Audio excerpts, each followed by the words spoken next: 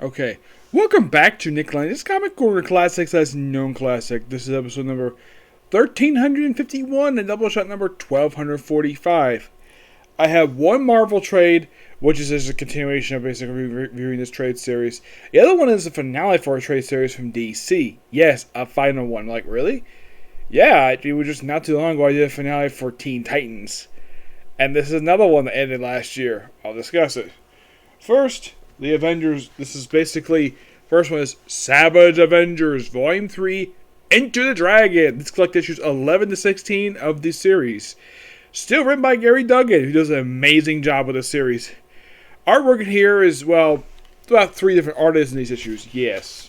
For issues 13 to 16, it's Pat Searcher, great artist. 7 Avengers 12 is Adam Gorham, and 11 is Booch Goosh. The cover artist for these issues is, if I can find him here. Here we go. Ballerito Garrido and Frank Darmia, yes.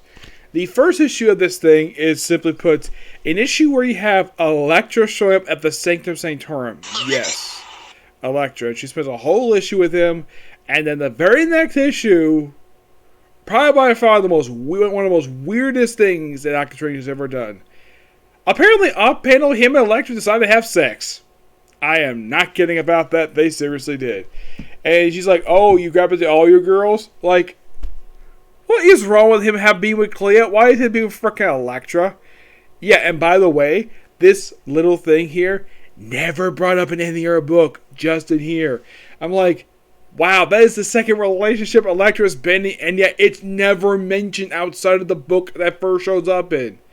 The last one being her being in a relation with a Punisher, which did make a lot of sense to do because these two love killing people. Yep. And then pretty much we have Doctor Strange reassembling most of the Savage Avengers from the original start of the series, with the exception of Venom for some reason. Yeah, pretty much everybody.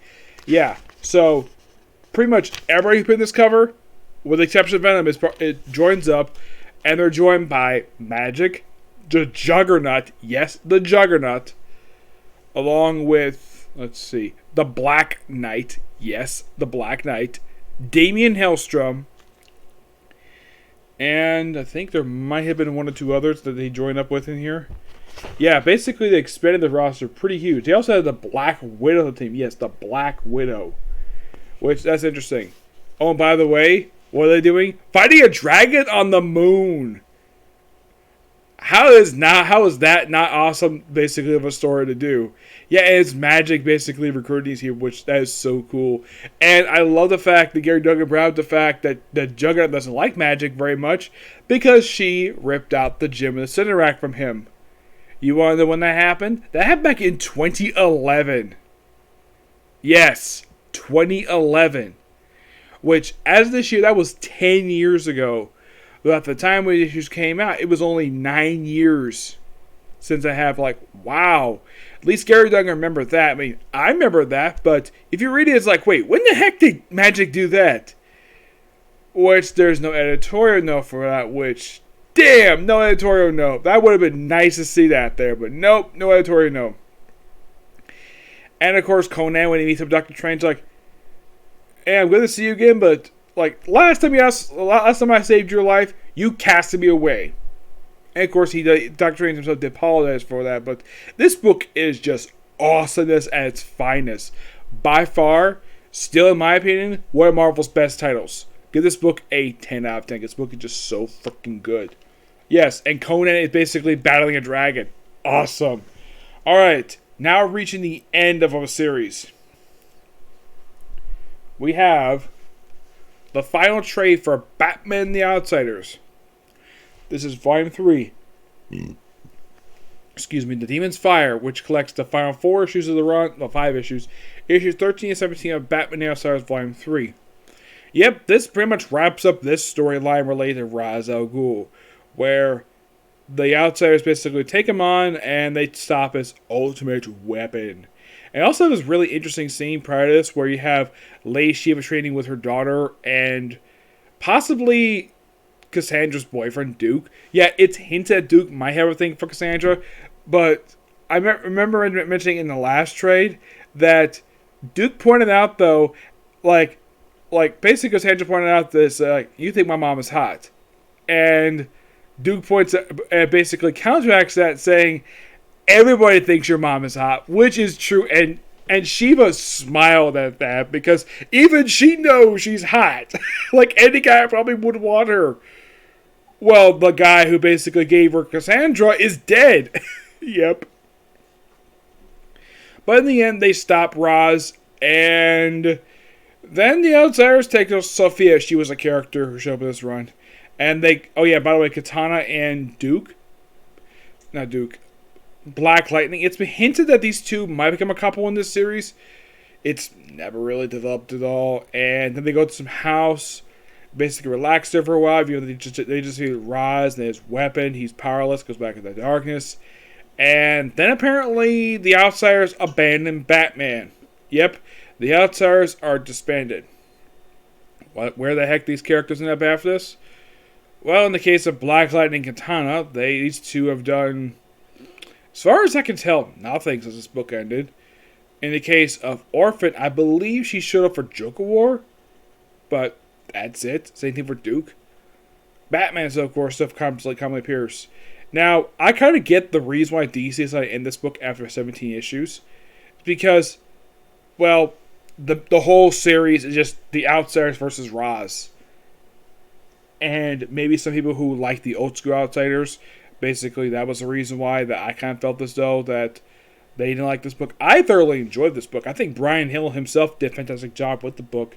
And surprisingly enough, for 17 issues, Dexter Soy is the artist for this whole run, which that is quite something. No, he does have a couple of artists work with him, like Gleb Malikov, and Mariko Turia. The cover right here is by Tyler Kirkham and Eric Perito. Yep. My final thoughts on this series.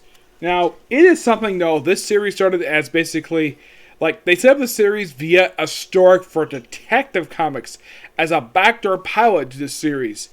And this series is just really good. And surprisingly, it's only a 5-person team. Which would be like, really? Yeah, only 5 members. Even though the previous time, the last time I was up, they had a total of like 10, 12 people. Here, this lineup is simply Batman, Black Lightning, The Signal, Orphan, and Katana. I mean, a lot of people can buy the fact that why Black Lightning and Katana are here because they're longtime Outsiders, and Batman, why the heck not? Because he's always associated with the Outsiders. But in the case of the Orphan and The Signal, now Orphan herself, aka Cassandra, has some history with the Outsiders via the Chuck Dixon run. Yes, she joined during the Chuck Dixon run for Batman the Outsider. She was part of that. When she was those Batgirls, that was there. But the only person who had no experience with the Outsiders part of this is the Signal. And that could be the reason why, maybe because not a lot of people like the Signal very much. And plus, also, it seems as though a lot of writers DC just don't know what to do with him. He's like one of 2 characters who have popped up in the last 10 years, who are original characters for the current continuity, that apparently writers have no idea what to do with. The other character being Simon Baz, where it seems as though, like, with the exception of his creator, it just seems as though no one has any plans for him, no one has anything to do with him. In my opinion, having part of the Outsiders, that made sense. It's a perfectly good idea to do. I mean, it was a fantastic idea. I personally loved it. It's a very interesting idea. Though I kind of figured, though, that maybe the Outsiders were missing some people. Like, for example, there's no Geoforce here. No Metamorpho. Since Metamorpho has technically been associated with the Outsiders since the original volume. And this is by far the first time the Outsiders has been featured, and there's no Metamorpho. Anybody thinking, that's weird. Like, there was a reason why, because Metamorpho was all for the Terrifics. Yep. Oh, by the way, I get this trade roughly I'll give it a 9.5 out of 10. It's a good book. Yep. I mean, I kind of get it, basically. It's fighting Roz. Roz himself is a great character, but I'm sure the Outsiders basically would just simply, like, it seems like in book, they would just simply put together, just have Batman help him take on, have Batman has a backup take on Roz. Now, here's the thing. Despite the fact the book is called Batman and the Outsiders, Batman is not the leader of the team. No, he isn't. The actor person who is leader of this team is Black Lightning, which is interesting to say the least, because I don't think Black Lightning has ever led an Outsiders team, because a lot of the time when Batman's not there, usually it's Geoforce.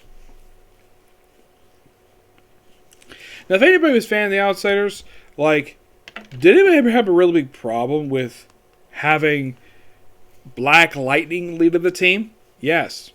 Because me personally, the only problem with it was something new. Which, maybe some people didn't buy it.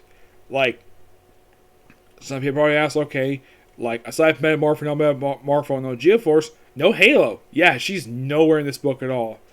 This new character named Sophia. We had one person who did briefly join the team, but he's trying to be a spy for Roz anyways. Yep. I don't think Brian Hill did a terrible job with this book. I think he did a really good job. It just seems as though that people just did not want to give this book a chance. And plus, also, what kind of killed the hype for the book was the fact the book was delayed. Yes, it was delayed. As far as I know, there has been no article released. Brian Hill himself has never come out and said what was the reason for the delay. Because this series initially started back, I think it was like just a couple of years ago. Yeah, it started back in 2019 because the series was announced to come out in December of 2018. It wasn't released until May of 2019. Yes. Why the 5-month delay? Do not know. Yes, as far as I know, there has been no official reason given of why in the world the series received a delay. But despite that, the series basically, even after that one delay of the first issue, delayed by 5 freaking months. Like, I think they said it was supposed to come out in February, but I think it was delayed twice, because it was supposed to come out in February, and it was delayed again to freaking May.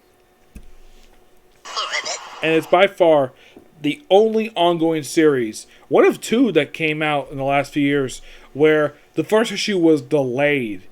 And the only book I've seen it happen to was Just Like Odyssey. I've tried to ask Josh Williamson about it, but even he never gave me a clear answer what was the reason for the delay. But if I made Brian Hill, I'm going to ask him, like, why was the start of the series delayed? That could be the reason why, but, like, was it delayed because of the pandemic? No. Pandemic didn't start happening, like, basically big into, like, March of last year. So, though this series basically was canceled last year, one of many titles, but not as many as Marvel. Oh my gosh, it seems like they just basically slashed a quarter of the line just because, oh, the pandemic canceled these titles. This is one of a handful of titles ended last year, along with Harley Quinn, though they brought that back. We also had the end of Aquaman. I'm trying to think what else. We had Teen Titans ending last year. Hawkman, which that book basically, I scratched my head of why DC ended that book for, because the book was so freaking good. This book, I kind of get why people weren't buying it, but you could have gave Brian Hill a chance, but nope. I guess 17 issues basically was the limit basically he wanted to do. Also, this trade did something kind of weird that I thought this was kind of odd, to say the least. Every issue basically did this. Now, I would have thought, though, they would remove this for the trade, but no, they didn't, for some strange reason. Like, oh, look at this. Next. Supercharged.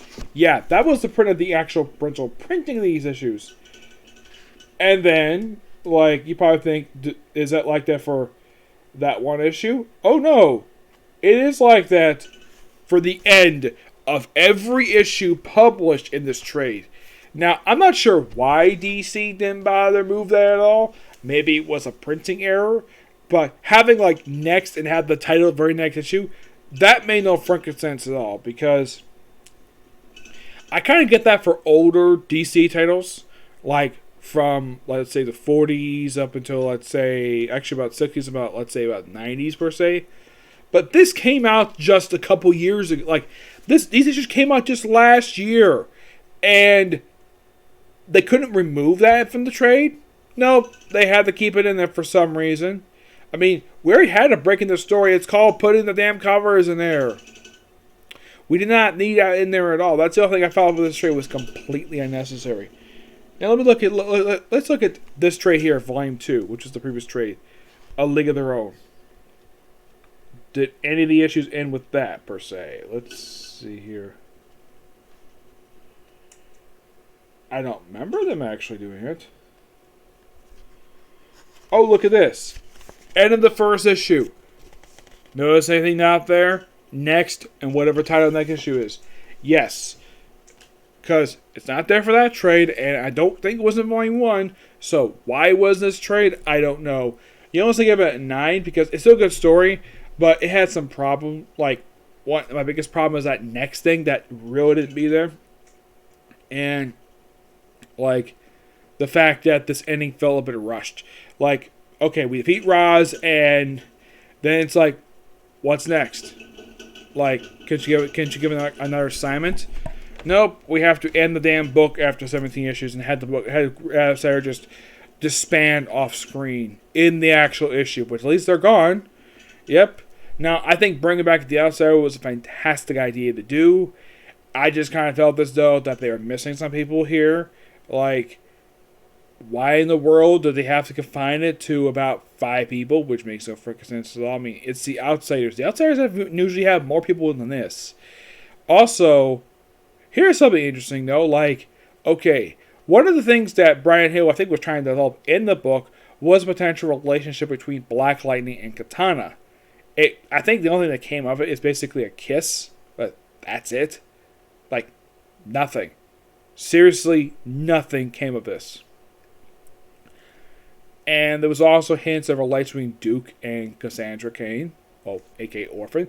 That relationship didn't have a problem with it at all. I mean, if you look at, let's say, a character like Cassandra Cain, she never technically did have a primary love interest. And Duke Thomas, well, for him, this would have been like his third girlfriend he's had in the comics, because he had a girlfriend, We Are Robin, and he had a thing for Gotham Girl, so now it's Orphan.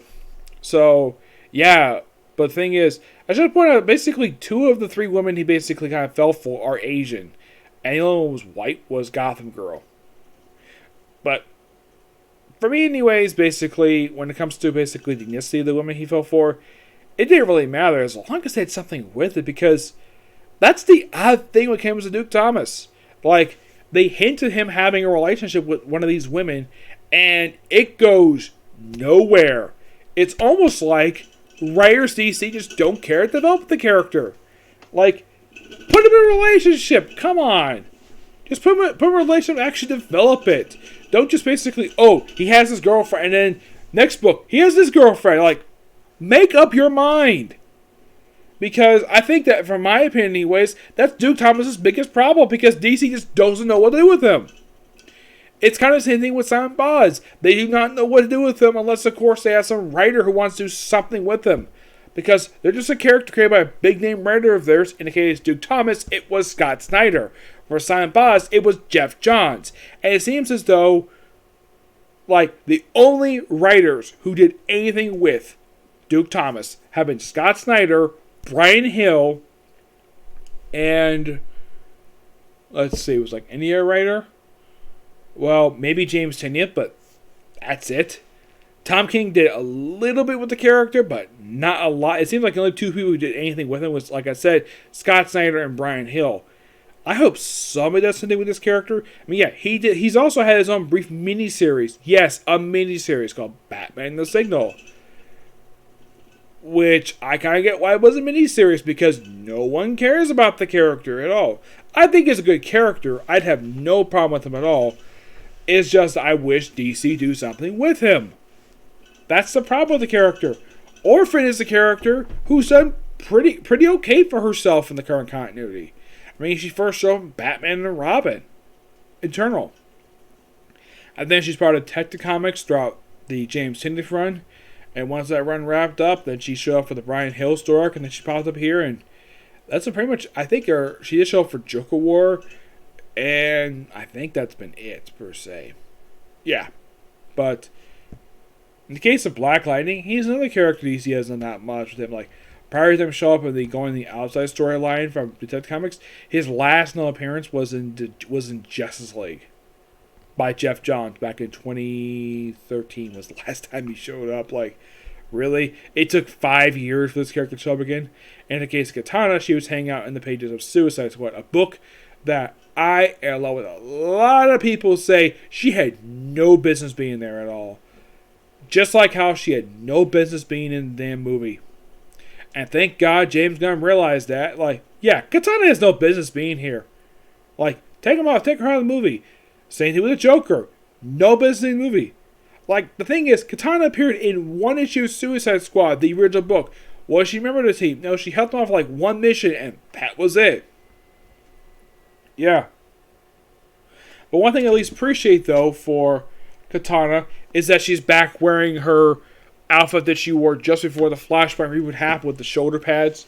Like here's a close-up of her outfit. I mean, I like this outfit for her. It's pretty much like her pre-Flashpoint attire, and I'm glad the fact she's back in it. Black Lightning himself, well, actually, wait, he did show up for a reboot miniseries that one of his creators, Tony Isabella, was Black Lightning Cold Dead Hands.